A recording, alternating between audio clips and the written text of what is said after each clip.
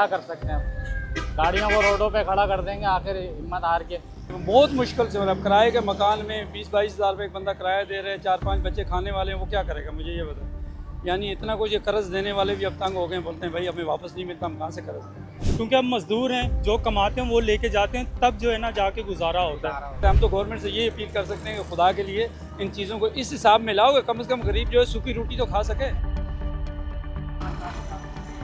खलीज और मशरिक़ वस्ता में जारी कशीदगी के असरात पाकिस्तान पर मुसलसल पड़ रहे हैं। गरीब का ईंधन समझी जाने वाली लिक्विफाइड पेट्रोलियम गैस यानी कि LPG की कीमत में बड़ा इजाफा कर दिया गया। 78.28 रुपये इजाफे के बाद फ़ी किलो LPG की कीमत 304 रुपये 12 पैसे कर दी गई है, जिसका इतलाक 1 अप्रैल से हो चुका है। सरकारी नोटिफिकेशन के मुताबिक कीमतों में इजाफे के बाद 11.8 किलोग्राम का सिलेंडर 3,588 रुपये 59 पैसे तक जा पहुंचा है। दूसरी जानिब कराची की ओपन मार्केट में LPG पहले ही सरकारी निर्ख से जायद कीमत पर फरोख्त हो रही है और नई कीमतों के बाद 11.8 किलोग्राम का सिलेंडर मार्केट में 5,000 से जायद कीमत तक फरोख्त हो रहा है, जिससे शहरियों की मुश्किलात में इजाफा हो गया है। बेड़ा गर्क कर दिया हुकूमत ने। आप खुद देखें, जो गैस 280 रुपये थी वो 450 रुपये किलो हुई हुई है। दिन पे दिन ये लोग कह रहे हैं कि जहाज़ आ रहे हैं, तो गैस जा कहाँ रही है, पेट्रोल जा कहाँ रहा है। हमारे तो समझ से बाहर हुआ है। हम गरीब लोग हैं, रिक्शे वाले, हम कैसे पूरा करें। हमारे तो समझ से बाहर है। घर किराए का है, गैस इतनी दिन पे दिन महंगी करिए जा रहे हैं। इनको घूमने से फुर्सत नहीं है, अपने इनको घूमने के अंदर पेट्रोल चाहिए, आवाम के ऊपर सारा बोझ डालने, समझ से बाहर कर क्या रहे हैं। हम लोगों का तो जीना दुश्वार हो गया इस हुकूमत के अंदर। जो पहले सिलेंडर भरा जाता था 12 किलो का, वो तकरीबन 3600 का भरा जाता था।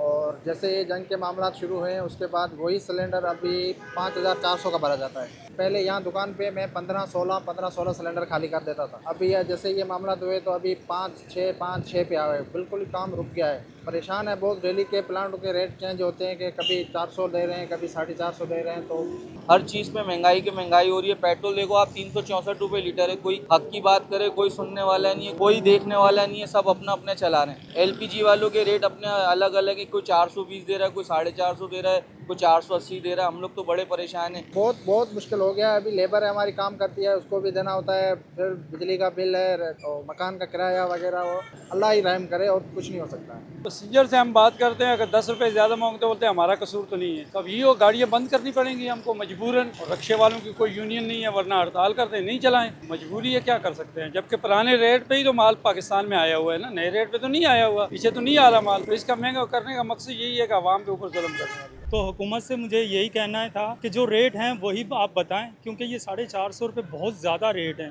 क्योंकि हम मजदूर हैं, जो कमाते हैं वो लेके जाते हैं, तब जो है ना जाके गुजारा होता है। अब गरीब जो रिक्शे के ऊपर सारा दिन में अगर 1000 रुपया कमा रहा था, आज 500 रुपये नहीं कमा सकता है, क्योंकि पैसेंजर रोड पे है नहीं। जो है तो वो पैसे नहीं देते। तो अब अगर आप गरीब को मारना ही चाहते हो तो वो अलग बात है, वरना मेहरबानी करो इन रेटों को कम करो। क्या कर सकते हैं।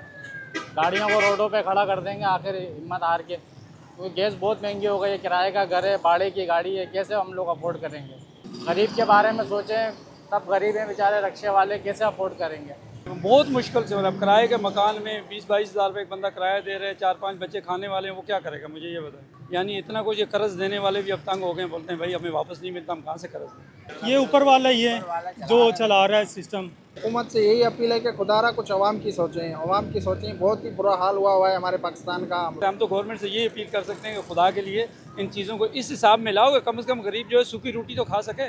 अब तो पानी के अलावा खाने में किसी दाल के साथ भी नहीं खा सकते।